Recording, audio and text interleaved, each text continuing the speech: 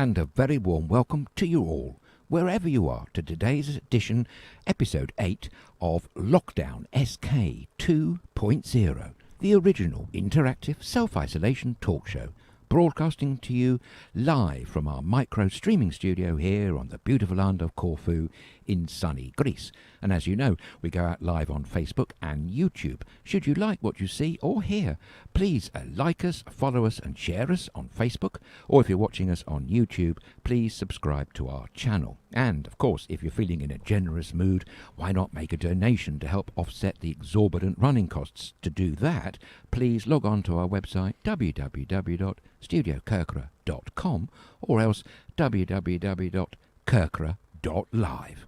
And as always, I'm very pleased to say we have the help and assistance of our lovely producer, Claire, who will be answering all your comments on Facebook Live. And of course, joining me here in the studio live today is the one and only Thomas, who will be mastering those controls once more. Hello, Thomas, and how are you today?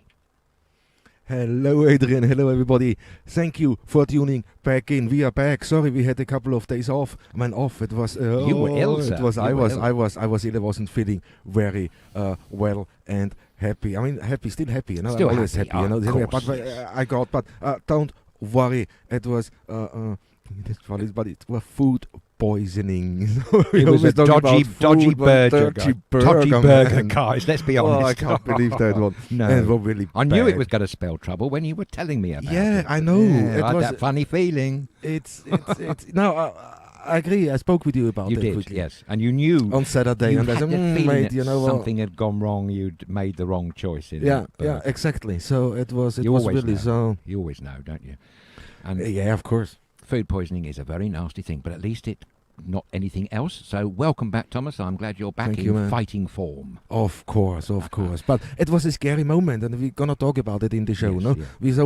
We're gonna start off with the figures. What's happening at the moment in lockdown? How are the cases going up? Is it stabilizing? You know, there's a lot of good news out there at the moment. Yes. No, but how good is it really? But thanks for logging on and thanks for watching. If you want to comment and talk with us, don't hesitate. Just write in and now live the comments or inbox at studiokerkira.com if you want to do it by email. But let's go to our map. Yes, okay. We got not the map on, it's something else.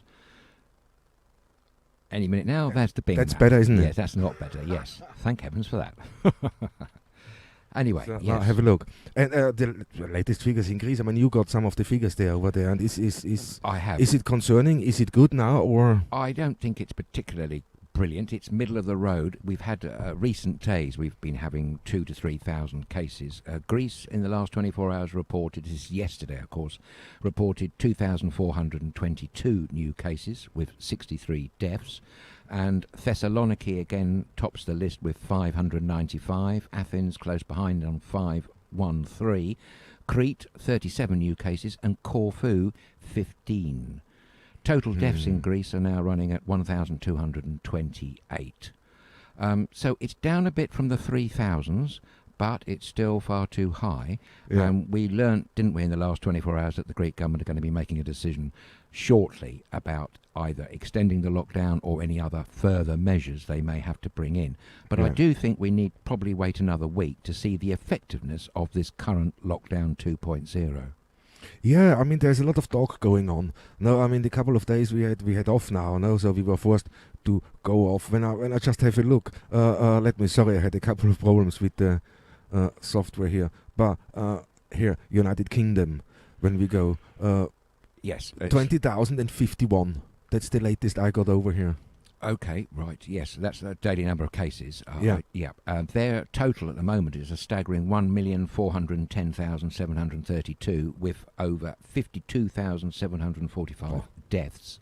And I point out again, Thomas, this lowly recovery rate in the United Kingdom, it's the lowest of all that I've seen so far at a measly 0.8%, well below the average for the world of recovery rates. And I have to say, maybe there's something in the correlation of the figures and the statistics that aren't quite right. I don't know the answer. If you've got an angle on recovery rates in the UK, please drop us a line and let us know. Yeah, we were talking about Sweden earlier too. I mean, we were. it's Sweden it's is just nasty all of a sudden. There's got a total number of cases of 192,439, with an increase in deaths to a total of 6,225. But the recovery rate is better than the UK's at 2.6%. Though its population is similar to Greece. They have a population at the moment of about 10.36 million. So it's not far off from Greece.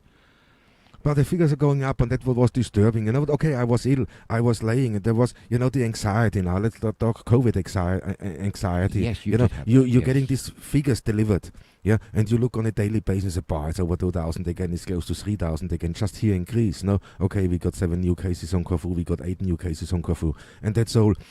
We didn't had that much through the first lockdown. Oh, absolutely not. The figures are just mind-boggling now, what we experienced in the second lockdown. But the first thing what came out, what I saw, thanks God, this morning, was they thinking it's leveling out. Yes, that is an average opinion. I think it's still too early to call it, though. But, that certainly in the last few days, maybe. But then, on the other side of the world, you hear the depressing news that Japan, for instance, has suddenly had 2 days back-to-back with an increase in cases, over 500 in 24 hours. This is all in Tokyo. And Australia, that have been doing so well. They came out of a major lockdown in Melbourne. Well, now there's a circuit breaker, 6-day total lockdown in Adelaide and South Australia. About 30 cases there have come out of nowhere. At least they've done so well. They have. They've done so well, and all of a sudden the card turned there again. So it's with this going on lockdown, coming off lockdown, back onto lockdown, coming off that, easing restrictions, and then it's all mind-boggling, and especially what we went through. Not just me in the last 4 days, but I think you and Claire especially do, not knowing. Okay, what's wrong with me now? Exactly. Yeah? There's always that. We were joking on Saturday, and I said, without thinking. But thanks God, it was just food poisoning, because all the symptoms were missing. The only thing, I had terrible stomach cramp, really for so long, that I was so tired, and really the energy is so sapped that it took me 2 days to bounce back now. Absolutely. Well, food poisoning is nasty, and it is one of those. Some of the symptoms of food poisoning is similar to some of the early symptoms of COVID. The good news is, though, you didn't lose your sense of smell or taste, did you? No, thanks God for that. Exactly. But no, I didn't lose anything. But it's the anxiety there. You're worried about it. As soon as you don't feel 100% at first, you start getting, okay, what's going on? Do I have it? But then you start thinking, where have I been? And we really haven't been anywhere, have we? Not at all. And while you were ill, I was self-isolating anyway. I didn't go anywhere whatsoever. I have to report, for those that are interested, today on journey to work here at the studio, I only saw 3 cars in total, which is the lowest number I've seen in this current lockdown 2.0. By remarkably amount. I haven't been out there. No. Well, probably as wise. It's not much going on out there just at the moment, I'm afraid. Yeah, but we kept to that before lockdown was even imposed, because we spoke about it, and we were taking that very serious, and we are, because if something happened to one of us, that's gone. We effectively we can't work. We can't carry on with what we're doing, and that's a scary moment. And so over the weekend we were really, I hope not, but knock wood, everything is okay. I'm feeling happy. I'm feeling fine. So and I'm back. So I got my energy. So that's the thing. But this is really, it gives you a glimpse in for people who have the anxiety of, I'm feeling ill now. Lost my taste. I lost my smell. And instantly, wow. Because your world gonna change dramatically, instantly. It just stops you with everything you do. Absolutely. It happens to even the best of us, Prime Ministers included.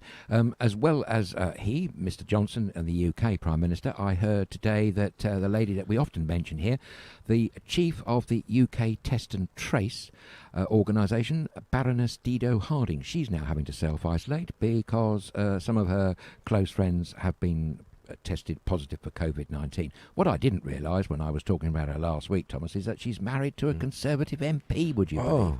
Talk about cronyism and contracts and top jobs. Nothing like it. Blimey. Right. Anyway, yes, in the world we've gone over a milestone, 55 million cases, which is really nasty indeed. Terrible. So it is rising. But it looks as if the second wave is becoming as devastating in some countries as the first.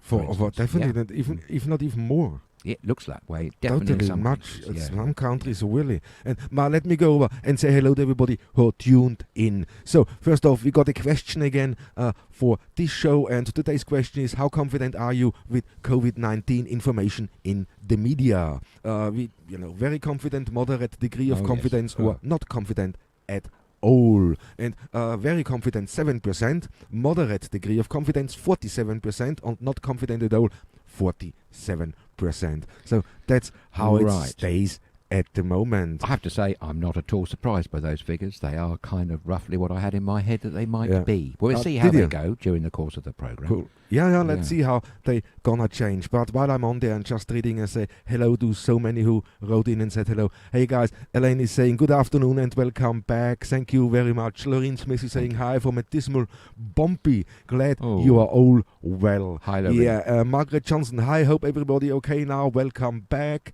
Army Speller, Army, the fantastic army from Finland. Finland, yeah. Good evening from a very windy and rainy Finland. Oh no, Hiva Ilta Army. And Casey Duckworth, welcome back, all of you from Rhoda, lovely Rhoda. Wonderful Rhoda. Hi Kathy, hope you're well and happy. And can be, yeah, Caroline is writing in, hope you're feeling better. Got the fire lit for the first time tonight. No experience with fires, so very exciting. And we did don't the burn same. the house down, whatever you do. I've done that a few times. Well, almost. It's great to have a real fire. It's fantastic. Nothing beats it. How we have it here, we are very lucky. And oh man, it is nothing better. I just cleaned that earlier and refilled everything, and lucky you is all when I I can come say. back up then from the van, and everything is nice and warm. It's great. I know, that's a fantastic thing. Yeah, I could say the same about where I am. I'm afraid if I had an open fire, I'd fill the house of smoke in no time at all and keel over with carbon monoxide poisoning, I should think. There's something wrong with the fireplace, obviously. But anyway, never mind. We're nice and warm and toasty in this amazing streaming micro studio, broadcasting to you from almost a sunny day here. They say it was about 19 or 20, but I have to say it felt a little bit chillier than that. Still, it was a dry day with a few patches of sunshine. Sarah Roseman, afternoon everyone, glad you are feeling better, Thomas, thank you. Been for a lovely walk along the Royal Military Canal today. Timed it right as got home just before it started raining. Hope everybody is coping with the lockdown. Oh yeah, we do. Now we're fine. We all right. We're doing our best, Sarah, and hope you are too, yes. And Bill from Switzerland is saying, good evening, Bill. Nice to see you. Winnie is saying, so glad you are feeling better, Thomas. Thank you, Winnie. It's great. A lot of messages coming in. Anthony van der Kraan, hi, my friends, just listening and cooking. He's always on the food. Maybe we make him feel hungry. I don't know what it is. We have to get him out here. He loves cooking. And cook for us. Anthony, absolutely. You had something quite exciting the other day. I know you wrote about it on Facebook, but I can't remember what it was. But it sounded jolly good. Nice one. Bon appetit and calorexy when it comes for you, Anthony. Yeah, Margaret Black is saying, hi guys, hope you're all feeling better. Thomas, great, you are all back on track. Yes, at the moment we do. Christopher Dabana is saying hello. Hi, Chris. A lot of messages. Thanks, guys. And he's just shooting in. That's so great to see. That's total different. Makes a complete difference. That's why we're doing that. That's why we're on air, because it is just to communicating with you guys, and now sharing our own experiences, but also our own worries and everything we collect, because we wanna be informed, and that's what we let out here. The latest information we can really we try hard, but we research. Yeah. Absolutely, yes. We research a lot. It's probably the reason why you posed that question about the media and how much we can trust what we're being told by them about COVID-19. And also it taps into another subject that we've mentioned, COVID anxiety.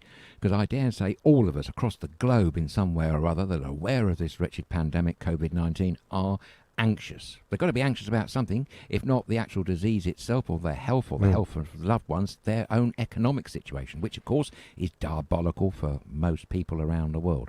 Although I did catch the other day when we were off air, Thomas, that China were on course to making a net growth figure of 2% in the last quarter. I know. believe. Yeah, amazing. It's yes, extraordinary. But probably all that PPE they're turning out. They're turning over and making hard, cold cash, man. Maybe. Yeah. But there is a lot. When we talk, I get Jackie Cherry saying in evening. Nice to have you back, guys. Today, the latest increase 3,209 cases, 60 deaths. That's bad again. That's very bad. See, that's yeah. increased again. Just as I thought it was going down, it's gone up again. Yeah, but that's what we were talking. Thank you for telling us that, Jackie. Thanks, Jackie. That's great. Yeah. And I just, this too is important. Christopher Dabana is saying, if you have a real fireplace, remember to fit the carbon monoxide detector. That's well very said, good Chris. one. Absolutely. Great. Yeah, spot on. Margaret Black regarding our poll question today. I don't feel at all confident that the information we are receiving about figures of COVID deaths are accurate. When government officials are asking any questions about dying or dying of the disease, they seem to be very evasive to answer the question directly. Evasive to answer the direction. You know, when you ask the question about dying with or dying of the disease, you know what? I'm dissatisfied with our government. Our country is a very volatile state at present, and it is, isn't it? I think that's what I'm picking up. Yes, it does appear to be so, and I think we all here share your concerns. Absolutely. There is some confusion as to what is registered as a COVID death, isn't it? I know there's been a bit of a debate about this. Apparently, I have been told that anyone who has tested positive for COVID-19 and who dies, no matter what the actual cause of death is, like, for instance, a heart attack or an underlying health issue, the fact that they've got COVID-19 present in their body, if they have, is often leads to that being on the death certificate. I don't know whether that's true for all cases, but certainly I've read reports where that is the case. That may go to some way to explaining the discrepancy in these figures. That's where I say this is for the media. Yes. It's not really the media's fault, is it? Because they're not only producing the figures at all. No, they're not. No. I'm sorry, I had problems reading. When it moves, it is quite challenging to read, mate, when it moves. Yeah, you got to keep the messaging. So it's there, but no, I understand that as people don't have a lot of confidence in the whole thing. When I look over to the poll, very confident, 15% now. Right. Moderate degree of confidence, 45%, and not confident at all, 40%. Okay. So I'm getting that one down, yeah. And I'm not surprised that this is all split. I thought it's gonna be a split between moderate and not at all. Yes, interesting to see that in the last 10 minutes, the very confidence have gone up. I wonder why that is. It's 15%, very confident. Yeah, but that's up from when it opened at 7. When it opened, it's doubled.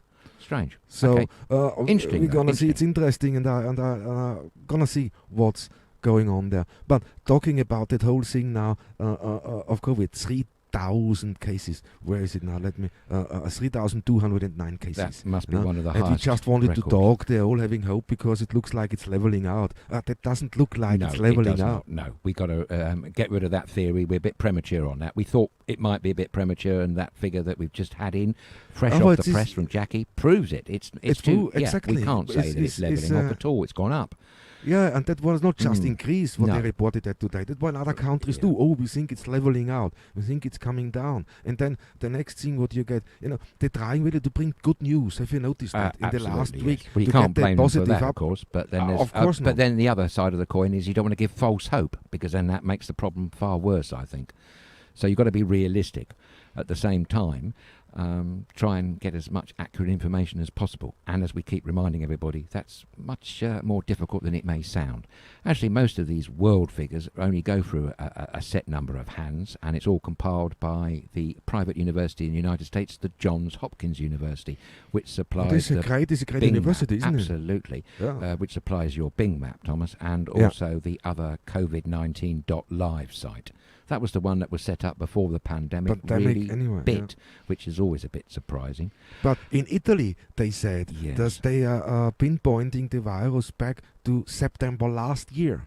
Ah, right. Okay, keep going back, doesn't it? It's keep going, exactly. Yes. That's another thing. It's keep going. They said September's December. The earliest that I've seen or heard of so far. Yeah, wow. And that exactly. By the last, they said, okay, it could have been November. And yesterday, I read somewhere, they thinking they got evidence this is as early as September last year. That then disproves many of those theories that were floating about as to the ultimate cause or the source, if you like, of COVID-19. We can, if that's true, Thomas, we can get rid of the World Military Games in Wuhan, and we can get rid of the asteroid that hit in northeast China as well. Northeast China, exactly. See, now it starts making sense when you get stuff like that out. That's very interesting. I know there was a case in France that they brought forward a couple of months, but that was only towards December. If that's so, what you've just read out, September in Italy, then my goodness, where is it going to go back to? Because, of course, we must remind ourselves they still haven't located so-called patient zero yet. Exactly. That's the hunt. I think this is where the hunt is going for. But when you also look in the thing, it's about the vaccine. Now let's talk about that one, because that's vaccine wars. Exactly. Yes. We got on the notice board here. We have to talk about it, and that's the vaccine wars, because it really starts looking like a vaccine war, especially when we talk about how confident are you what the media are reporting. And for that, I'm moderate confident on that one. Yes, I must admit, I agree. I've slightly got more confident about a vaccine being successful eventually than I was, say, a month ago. When we were on air, we were talking a lot about the Pfizer BioNTech collaboration. Update on that, they now say it's 94.5% effective for over 65-year-olds. That was one of the doubts that we read out before, so that doubt's gone.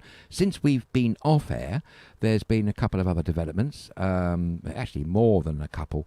There's a Belgian firm called Janssen, which is part of Johnson & Johnson, and they've had some success with some vaccine trials, phase 3 as well. The British government has ordered a few, and I think Greece has as well. I've got some information about that in a minute. Also, the Chinese vaccine, we mentioned Sinovac. With Brazil, no? Brazil, yes, that's back and running now. Wow. In phase 3, and the figures coming out there are based on 144 cases in phase 1, they believe were effective, and 600 in phase 2. What they found in 700, this is the good news, in the 700 cases they found it leads to a body's very quick immune response to the virus, but they've still got a lot more testing to do. In Russia, late stage trials, of that Chinese, it's also being, Sinovac vaccination is also being trialled in Russia, Saudi Arabia, Pakistan, Indonesia and Brazil. And there's 60,000 people there that are going to actually have the vaccine by November, would you believe? That's what I heard too, by November. Yes, okay, we're in November. There's not this many days of November left. So since the Pfizer story broke, with 90% effective of shielding you from COVID. Absolutely.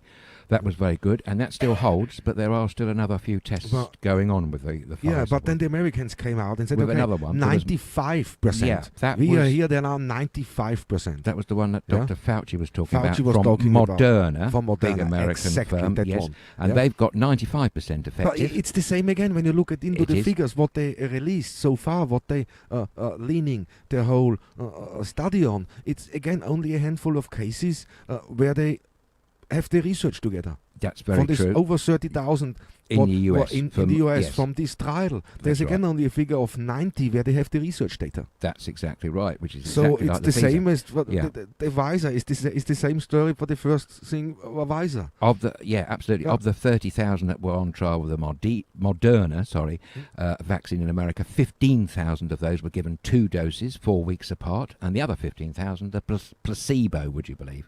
Quite a lot for placebos. Exactly, that's the next thing. They were given placebo, who were given the virus, and see how it works.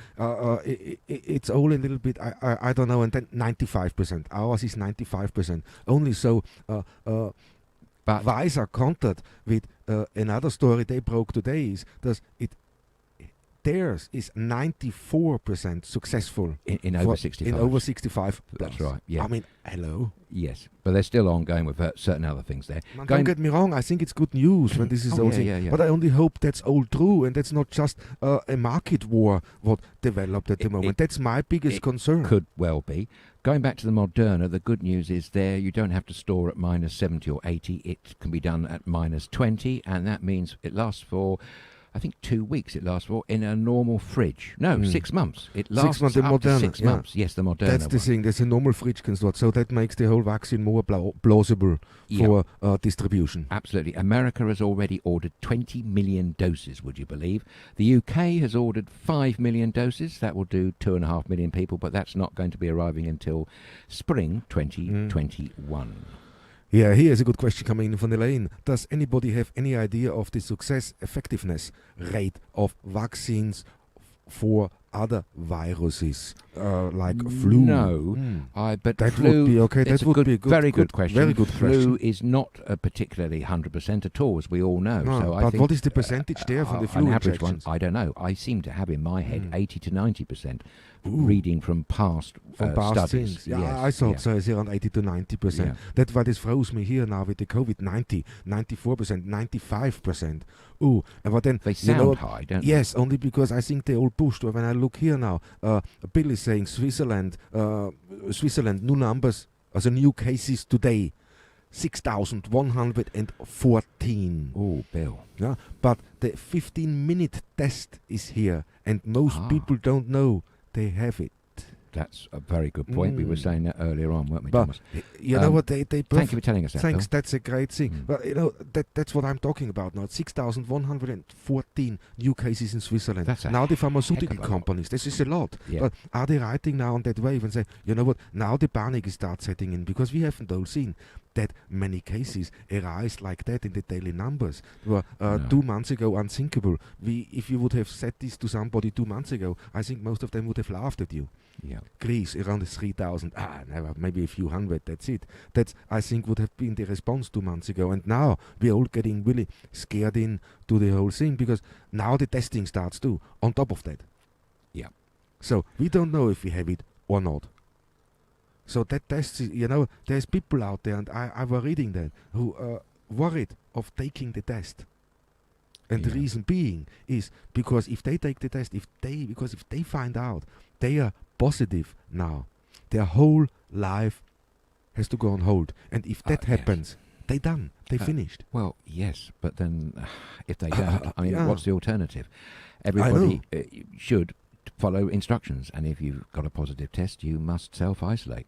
Probably you have best to self-isolate. 14 days. I mean, I don't quite understand the ones that are cutting short for 6 or 7. But anyway, 14 days is the recommended guidelines as set by the World Health Organization and adopted by most countries, certainly in Europe, I do believe. Well, it's 14 days. Yeah. Another bit of update on another vaccination trial. This time is Russia. We briefly mentioned it a few broadcasts back.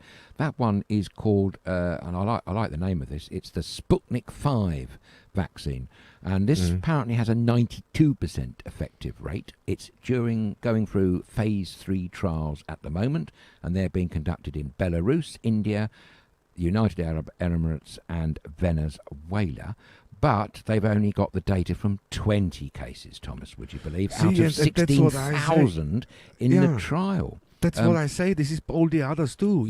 From the 45,090, from the 35,090. Now from these ones 20. And 20 cases, and they've got a 92% effective rate. The good news, though, is that they've gone 21 days so far, touch wood. No adverse side effects have been reported. I mean, that's good, because that's good. one thing what worries me. Yeah. Now everything gets rushed now, so we get a vaccine. We can vaccinate everybody to protect you. Now, what's great? But what's the side effects? Are these short-term, long-term?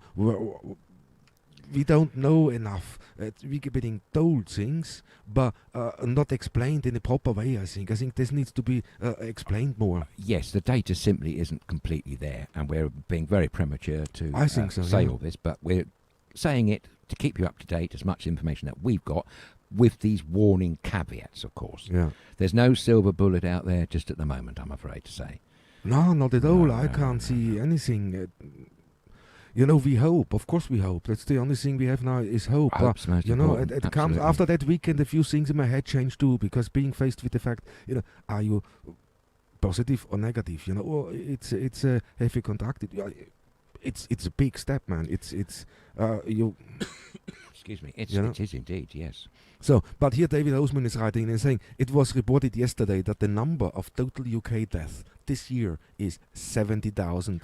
higher Right. than the average death over the last 5 years. Okay. Whilst all of this excess death cannot all be attributed to COVID-19, it is probably fair to say that most of them are. Yes, we would agree with you on that one, David. Absolutely. The official figure's running at 55,000, I think it is, for UK deaths. Maybe the real figure is a lot more than that. Yeah, I mean, Margaret Black is writing in, I'm afraid I don't trust the media at all. Too much scaremongering. I think the older generation are so scared of their everyday living. I'm so sad to hear my friend so worried about their old parents who have been in isolation since March.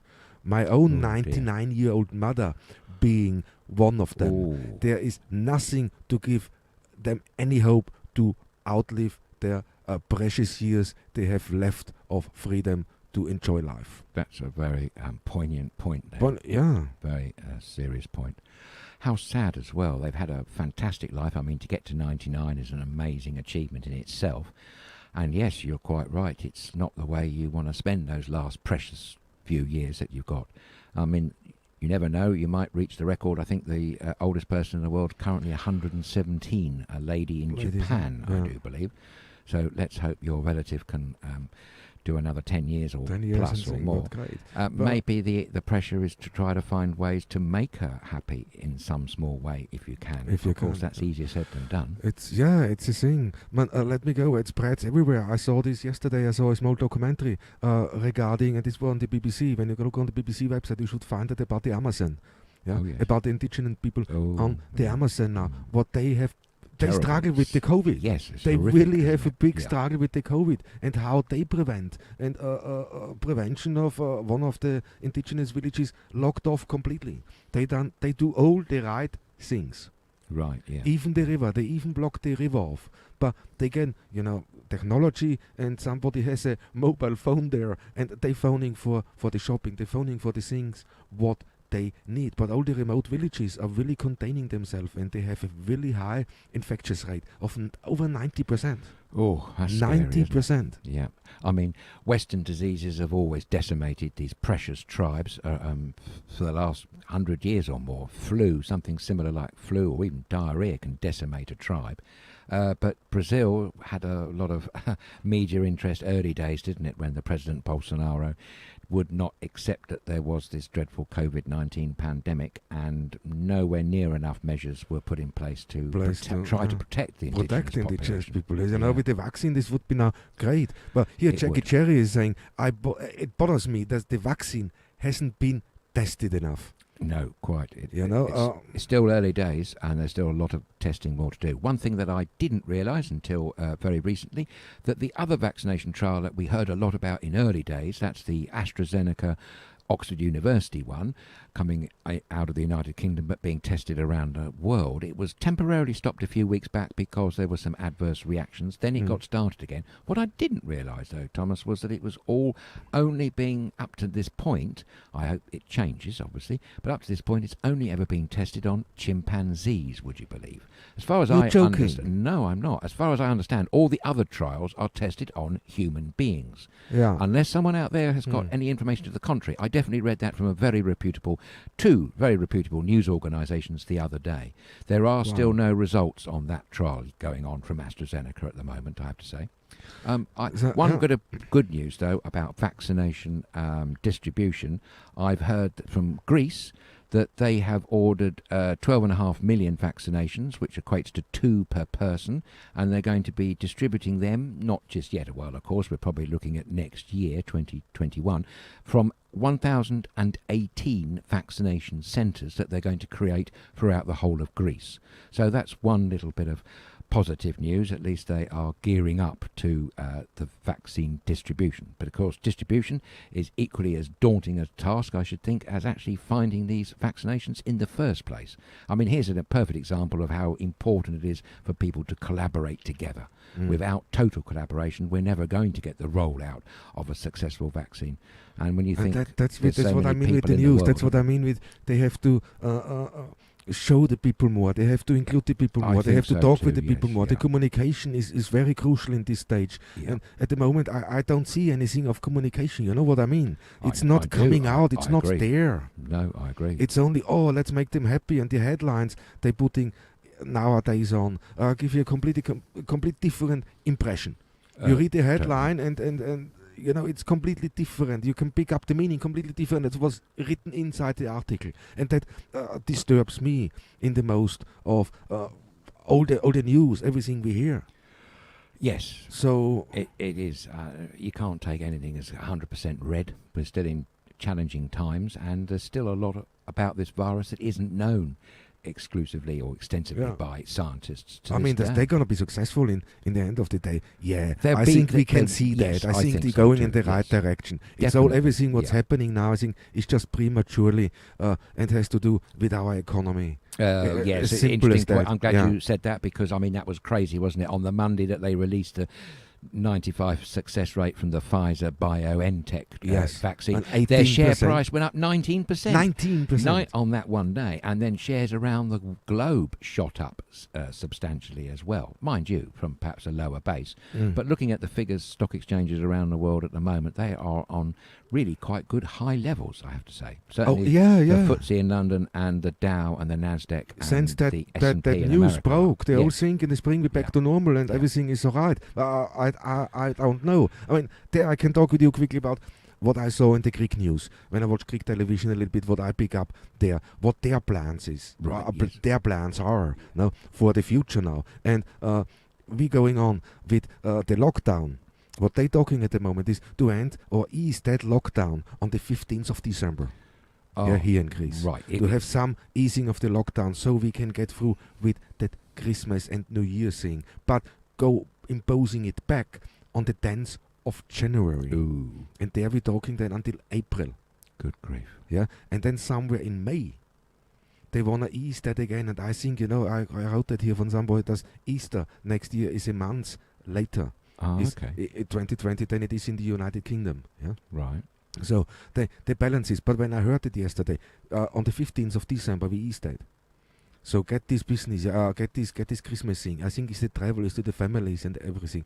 Get that restrictions eased, control that. And then on the 10th of January, we hit them again when the religious period is over. And then again, I see, you know, I think they think more commercially or economically than think of people's lives there. They may well be. Are you saying then that Greek Easter, Orthodox Easter next year, 2021, is a late one, sort of late April, May time? I think late April or beginning of May, it looks like. Right.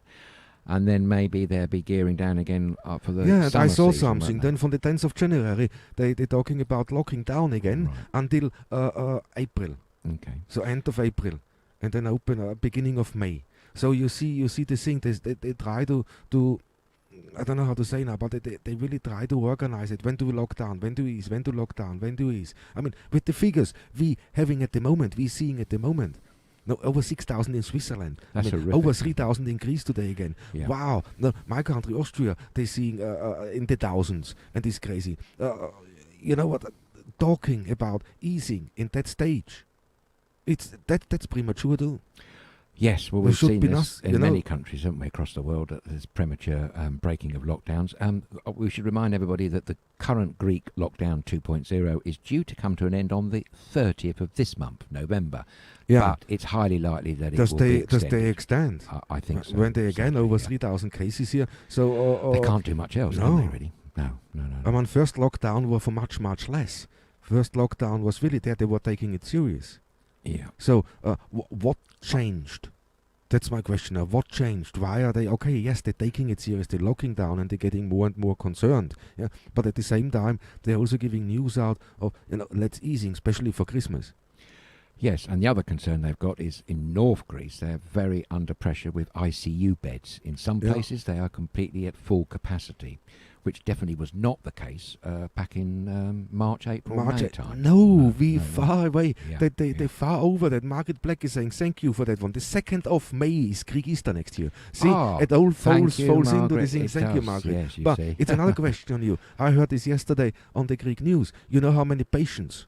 Right. How many COVID patients for one Greek doctor at the moment? Have you staggering? I'm not going to. I know the answer to this. If anyone out there's got an answer, please let us hear it because it's quite staggering. I heard it yesterday on the news, and they were writing these also on the ticker on the bottom. So it's 42 COVID patients for each doctor. 42 per doctor. Per doctor. A hell of a lot of pressure on that one doctor. How many patients can a doctor cope with every day? You know what? They have not just the COVID patients. They also have the regular patients they have to look after from heart, from cancer. And all these treatments, all these things. They have their daily routine they had. It is out of the window, man. Yes, and that's why it's even more important for us to all to adhere to these strict lockdown measures, because you're only putting their lives at risk, and they're the very people that you would rely on to save you should you fall ill. So it's a no-brainer as far as I can understand. Totally a no-brainer. I have to say again, Thomas, I'm forever reading posts on Facebook or seeing videos on YouTube where these people, these hardcore deniers, they will not accept that COVID-19 it's not is here. real. It's not existing. It's not happening. It's some government conspiracy. It's a power grab or whatever they want to say. No. In our opinion, it absolutely is not. Of course, you're entitled to that opinion, but really that is possibly putting an awful lot of other people's lives at risk. Yeah. And if you do hold those very anti-COVID-19 propaganda opinions, let us know what is making you think that. What's driving in your brain? We say it on the news now. Why we say is the media good? Yeah, to a point, to show us the real pictures, to show us videos and live coverage from inside the hospitals. So that's what we get. That's what we're feeing out. So that's where I think the media is great. Where it falls all down is the delivery of the figures, the delivery from the state, from the governments to the media, relying the message, what's going on, what's the problem, what's being done about it, where do we succeed, where do we have problems. It's always been a challenge. It's always been a challenge, but it is clearly to see in the media, you can clearly see we got a problem when you look at all the pictures released from the hospitals. Well, yes, I don't want to name names, but I do know there are some well-known, very large media organisations, not necessarily operating out of Greece or the United Kingdom, elsewhere as I'm thinking of, that are, for want of a better expression, COVID-19 deniers. They COVID-19 deniers. Purporting this myth. It's a myth to us here at Studio Kirkora that such a thing doesn't exist, because we are absolutely convinced that it does in all ways. Yeah. And one of those countries is Australia. I maybe that might go to some way explaining why all of a sudden Australia has got a sudden surge in cases. As you say, Thomas, before they were doing so well. It was so great. Keep it at bay and keep it in check. But there is a major news organisation in Australia that is very funny when it comes to COVID-19. I don't want to mention any names because I don't want a lawsuit. I couldn't pay They're very quick with that once. They're very quick with that just to make everybody aware that is the case. Yeah. And we're not going to bamboozle you. If we had evidence to the contrary and we suddenly thought this was absolutely a media conspiracy, you'd be the first to know, I assure you. But as far as we know, it's absolutely not. It's real, I wish it wasn't. I wish it was a nightmare, dream, fantasy or whatever, but it isn't, and it's hell. And just think of all the people that are risking their lives every day tending ill patients, not just doctors and surgeons, but also nurses, orderlies, people that help, porters, cleaners, everybody involved in hospitals or medical centres, wherever they are in the world, are putting their lives at risk every minute of their working day. And I think we owe it to them to abide by these rules that are only there for our safety and our protection. Of course it's decimating the economy, but there will never be an economy if the whole population gets completely wiped out, is there? So you've got to prioritise, and we believe here, you may disagree, but we believe here human life is very precious. We only got one life. Definitely. And I don't think I'm going to come back as anything else. Probably not as a chimpanzee, I don't think. I dread to think. As a chimpanzee, well, who knows? I'm thinking of chimpanzees because I'm still horrified about that drug trial. Drug trial, using animals again, you know what? That's ridiculous. In my mind, but we got over Jackie Cherry is writing in, according to Google, the effectiveness of the flu vaccine is between 40 and 60%. Oh, it's well lower it's than well what we lower thought. than we think. But for Yes. COVID, we got 90, But 95, of course, 94. as Come we on. keep saying, Thomas, it's I'm such a not low sure about sample. that. You know, they got 30, 20, 60,000 people on trial in en masse, but the figures that they're producing, the 90 plus, is only coming from a handful, isn't it? Exactly. 20 that's from thing. one, And when, 30, 90 was yes. another one. When they have the Very results small back from all the numbers. 35,000 Yes, then we know. participants Then of that trial, then you know, and then Absolutely. probably the figure gonna fall down to 60, 50, 40%. That is with everything else. It's the same. I have 35,000 people I do the trial with, and then I present hooray numbers and make this all so happy and so sounding so good. And then you look down, okay, this is the results from all 35, and I know from 90. When you do that in school with your math teacher, he sends you back, man. You get a T. T, what's that? A, B, C, D, you know. Oh, right. A T. U. I think in UK it was unclassified. if you Unclassified, failed. what? Yeah, I had a few of those, I can tell you. But on the subject of statistics and numbers in polls or such experiments as we're talking about, you have to have a wide number of participants. Totally. We know this from election days, don't we? When you're looking at opinion polls with only a handful of people, like 1,000 or 2,000 or even 3,000 or 4,000, it's no good. You need really big poll numbers, like 40, 50,000. A proper test, a proper you're study much- completed like it exactly. should be from start You're to much finish. likely to Accumulate the get a- numbers, calculate it through, and then present that. Yeah. I know time pressure. We need that now. We need that quick. But I think we can do more damage if we try to force that through. Yes, and there's no awful things such as false hope. We don't want to be giving Exactly. That is Yeah. devastating for the human mind. This would be Totally. devastating. Totally. So really, we just got to be a little bit more patient. Probably wait another few weeks, I'm afraid to say, to see further results from all these trials. I mean, the one good thing we can say is that there are so many active trials, many in phase 3. There are many others still in phase 1 and phase 2. So maybe, I hate to say, but three months from now, we might be in a better position with information and its accuracy about vaccination. Yeah. And then programs. you also don't forget the time until everybody can be vaccinated. That's another, I mean, I think we're talking about a year at least. Yes, that has been purported by many people. But if you want to think how the government are thinking, there's a good one from Christopher Dabernein. He said the Greek furlough scheme runs till April. That tells you all you need to know about lockdowns. Yes, See, and that's what I say with the figures I heard yesterday. So the end of April, it's over. May, it's Easter. We're going to celebrate. We're going to get ready for the tourism again. So, but, is it going to happen? When we see the figures now, everybody gets tested. More and more tests. It's gonna be fun. Yes, I like the idea that someone reminded us about, it was Bill in Switzerland, about the 15-minute test. That sounds very good, doesn't it? Oh, yeah, the quick test, the 50 minutes ones. But they're going to reveal a staggering number. Yes, that's true. Yes. So, and to more numbers, you know what? To more people you... look, all this thing. Jackie J was writing in today. 19,609 in the United Kingdom, 529 deaths. That's, 19,609. Yeah. They all have to, at least, the minimum they have to do is isolate for 14 days. Yes, it's been running average of 20,000 plus in the UK now for a week or 2 or 3, and also that death figure that you very kindly provided us. Thank you very much, Jackie. Thank you. 500 and something. That's also a similar figure to when we were last broadcasting, Thomas. There was 3 days when they had 500 to 600 deaths in the UK. Yeah, it's terribly sad, by the way. It's terrible, and now it's accumulating. That's accumulating. We're doing tests. I mean, now we have to think about when we have everybody tested, the outcome. What the percentage gonna be positive? I wouldn't want to put any bets on that, but I think we could reckon that it's going to be very unpleasant, a high figure. But how will the economy respond to that one when we now all getting tested, and let it be lower? But let me say 80% of all tested are positive. They all have to go now for at least 14 days into isolation.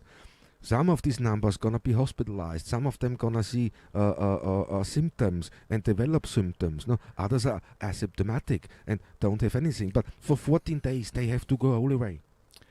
I mean, that's gonna hit the economy terribly. Yes, there's 80% of the workforce is out for the go for 14 days. It certainly would.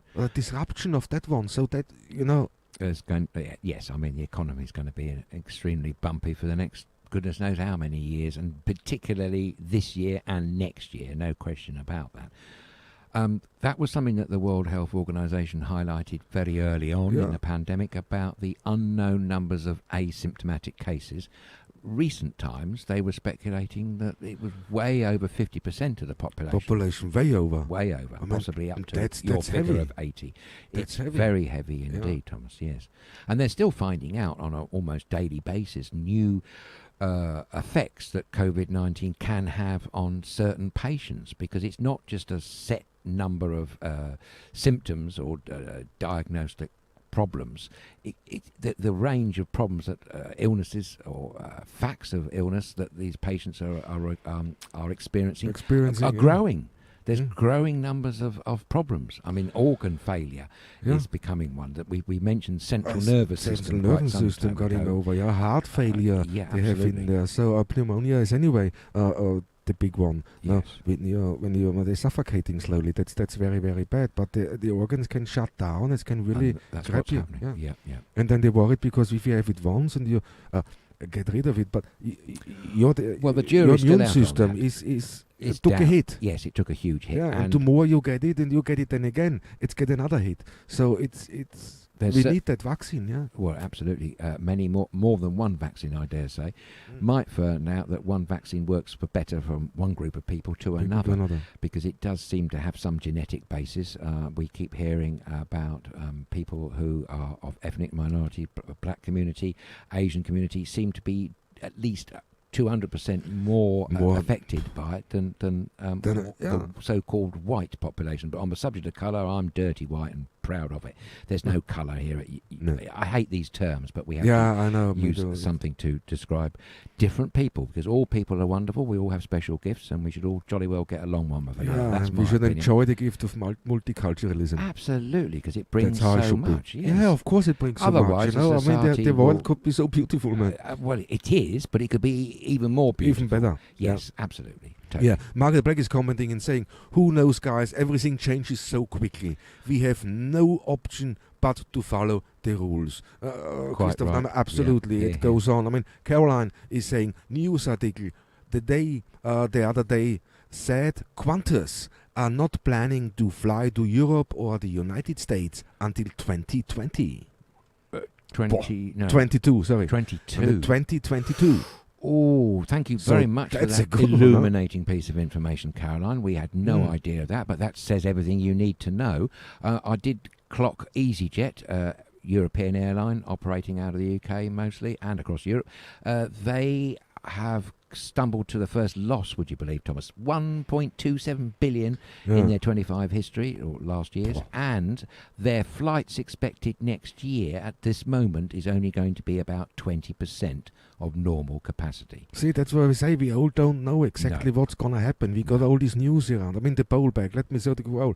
We were asking you today, how confident are you with COVID-19 information in the media? Very confident, 10%.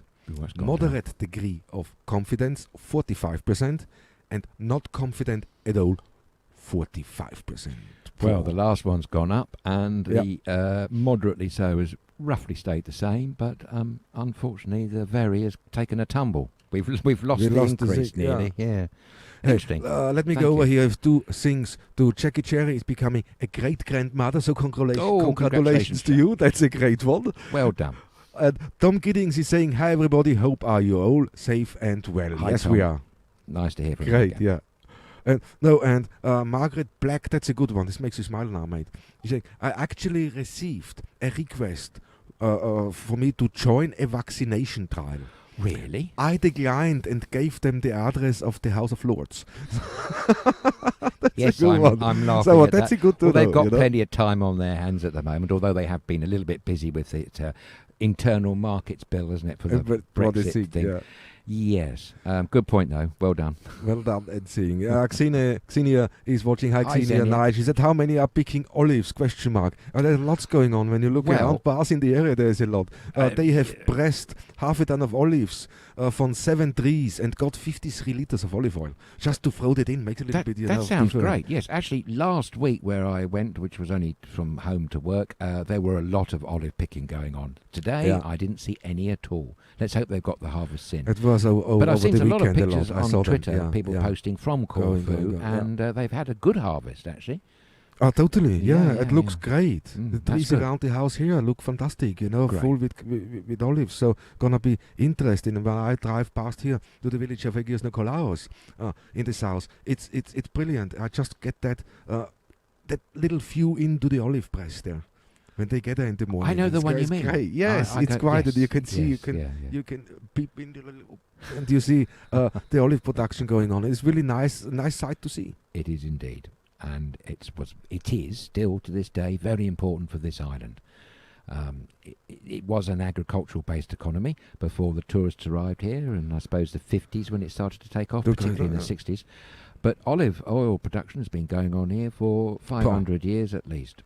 Oh, definitely, and this carries on, and there you see. But I saw them in the fields with their masks on it.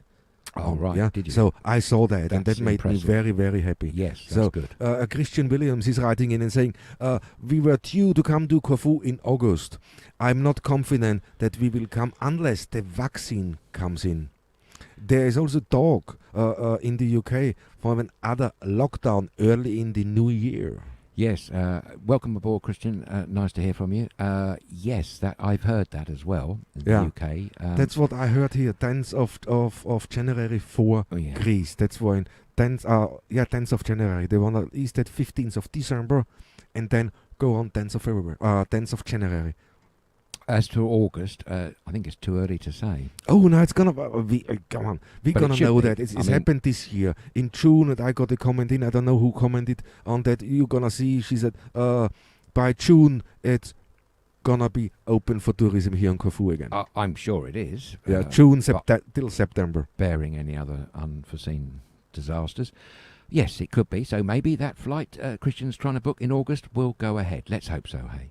Yeah, but it's of course this has to do with tourism. The economy again, and we see exactly because they planning to ease the lockdown now before Christmas. Tells you all. Yes, it does look suspiciously like that. But of course they're under immense pressure as well, aren't they, to run the economy? It's back to that basic question now, isn't it? What comes first? What is a government's first priority? Yeah, but it's the outcry from the people too. How many posts I saw? Oh, I can't believe we're not gonna have a Christmas this year. I mean, what are you talking about? Not gonna have a Christmas? Christmas is gonna come if there's COVID here or not. It's every year on the same day. 24th, 25th of December. That's when it's Christmas. Not 2016, the Boxing Day. Hooray! It's Christmas. It's gonna come. It's not. We don't have it. No, but the panic what we have out there about, I want to spend my Christmas like we did always.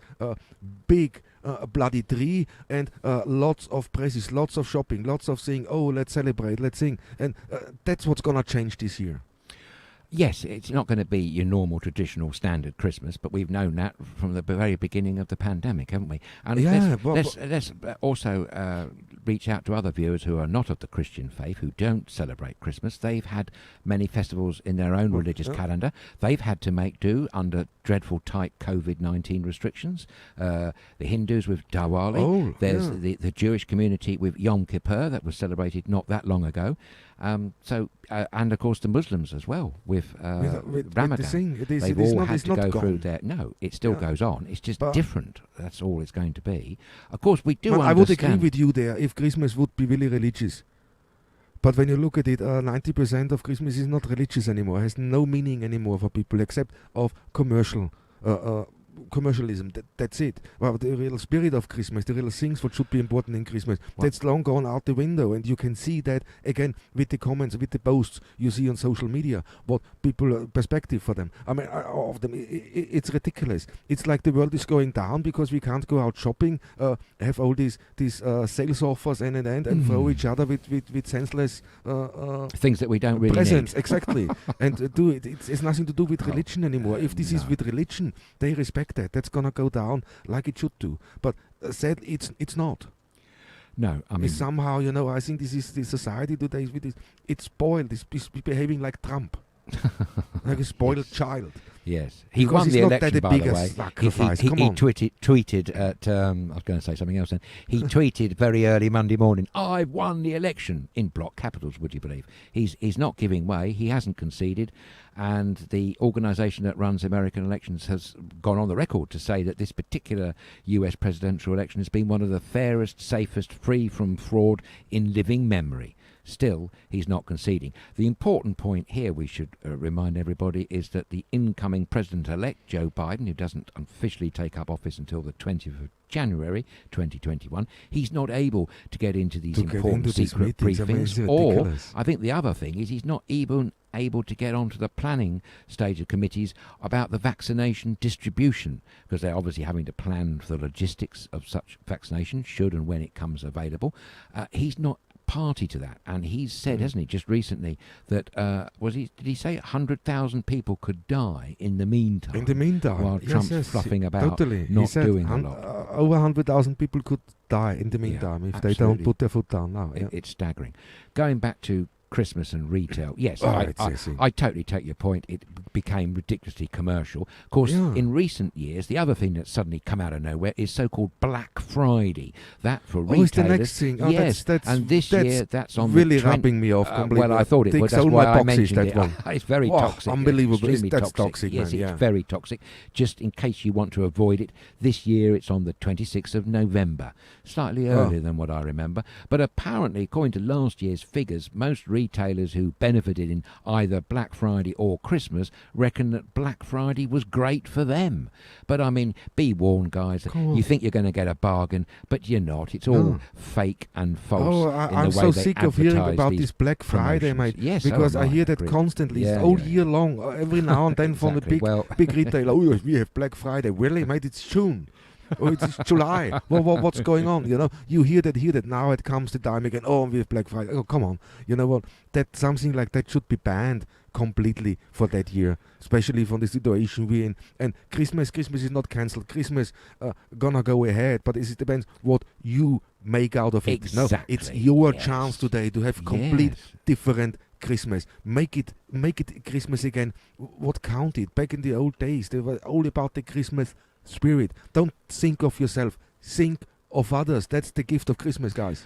Absolutely. Here, Thomas. Totally. Sorry, is. but no, gets me really going. That's absolutely right. Yes. Yeah, and you can spread. It's so easy. Spread Christmas spirit. It's so easy. Just wear your mask. Think of the others. Yes, totally. Yeah, that's what it is. Yeah, we can all get an opportunity now because there's less distractions with lockdown. Totally. We can make our Christmases extra special. Yes, go back to basics. Totally. That's what it's all about. Just go back to basics. Yeah. I mean, that's gonna be that's how the picture of Christmas is gonna be this year anyway. Doesn't matter what we gonna do. That's how it's gonna look like. Marvellous. Yes. Well, at least they're suited and booted, as it were. That's how Christmas is gonna look like. There's no question about it. Mind you, I've been dying to ask Thomas. Pardon my ignorance and my poor eyesight. What actually are they? Are they They're candles, yeah. Candles, They they are candles, candles. the Santa Claus candles with the mask on it. Right. Yes, I like the masks. That's in the back there, I don't know what it is, a donut candle or something. I don't know.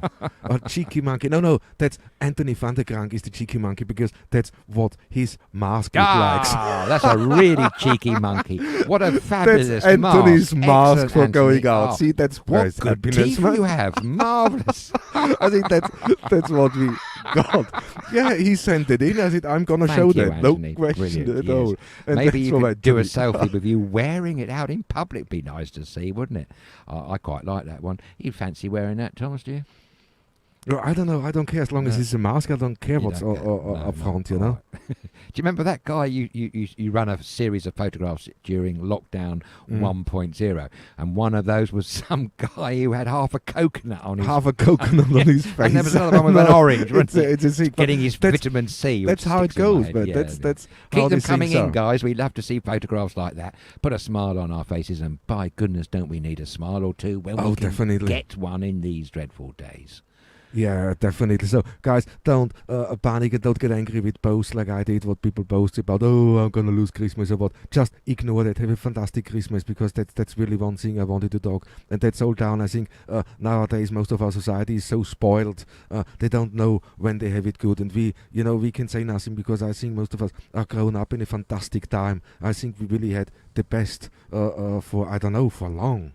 How long? But wow, yes, time you grown up. 60s, 70s, 70s, 80s, 90s. Fantastic. I was very What a lucky. great time to grow up. I was very lucky compared to other generations going back hundreds of years. I mean, so many wars, devastating wars across Europe, for instance. Yeah. There was 100 Years' War, wasn't there? Not to mention the 7 Years' War as well. I said the time in history we grown up, the best time in history. We should be so privileged and so lucky. We should remember how it is. Yeah. So now to make a little bit of a sacrifice to say, okay, it's not how we used to be, the lavish, the full-on Christmas. We can still have a fantastic Christmas. There's so many things out there, and maybe take care more of the family, your friends, and see. You can do that. Just back to basics. That's all it is. Let me go over before we go, because our time is again gone. I can't believe how quick that goes. But our bowl of the day: how confident are you with COVID-19 information in the media? So the final result I'm reading out here: very confident, 10%. Nothing changed there. No. Moderate degree of confidence, 43%. No? And not confident at all, 47%. That's we gone probably up since we've contributed been to on that air. one, mate. I think we might have done. We're guilty as charged. Yeah, I know. Can I just throw in a tiny little bit of news? It's not exactly good, but it's not bad news. It's just okay. I'll give you the bad news quickly before you come with the good news. And the bad news is Czech is just writing in and saying 11 new cases on Corfu today. Okay, thank you, Jackie, for telling us that. 3 down on yesterday, I think, but still too high. Still too many. Too high. Yes. For a small island like that, what it is absolutely. not. It's and it's the pressure on the ICUs. Yeah. There are only 10 here, and that must be a great concern, I should think, to the island authorities. Everybody's been talking about the big election over the pond, as they say, in the United States with the presidential election 2020. Did you know, Thomas, there was another equally important election going on thousands of miles at the other end of the world in New Zealand? Not the political, not the political poll, but the poll. Every year they run it. I think it's a bit of a laugh. Bird of the Year competition. Bird of the Year competition. The Bird of the Year. And the reason I what mentioned birds? Well, any bird that's native to New Zealand, I guess. It's what New Zealanders consider to be their favourite bird. I thought it was this kiwi bird, or what they call it. Oh, that's one. That could have been one. Yes. But it wasn't the winner. No. In fact, the kiwi is their national emblem. It's their national emblem, exactly. Yeah. No, but before I tell you the lucky winner, would you believe there were cases of electoral fraud in this Bird of the Year competition? These bird elections going. Absolutely. There were 100 calls made by one person from one IP address, would you believe? Not to mention there were other spurious winners that were given out as being in the lead. So but they were weren't very, at all. very enthusiastic about their birds. Oh, they're incredibly enthusiastic about their birds. And the runner-up was the Antipodean albatross, would you believe? But guess what won? You said you guessed the kiwi, but sadly, no, it wasn't. No, it was that bird that we all know loads of things about, that flightless wonder, that green parrot called the Kakapo. The would you Kakapo. believe? And I've seen some film of it, and this poor little thing waddles around. It does look cute, but rather sad that it can't fly anywhere. But I'm sure an absolute beautiful bird. Tomorrow, Thomas, I'm going to tell you about birds of a different variety from a long way away, but we'll save that for tomorrow. Oh, great. Brilliant. So, guys, that's all we have time for today. Thank you so much for taking part with questions here live and comments live here.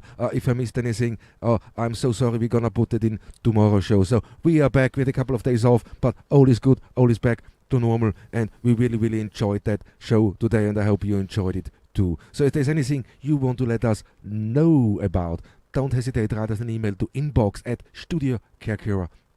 come, and we're gonna look through that and of course talk about it, like this beautiful mask picture from Anthony van der Krank he sent us to our studio address inbox@studiokerkera.com. But that's time gone. I hope you have a fantastic evening. See you tomorrow, 4 o'clock UK time, 6 o'clock Greek time again. Until then, Kalinichta.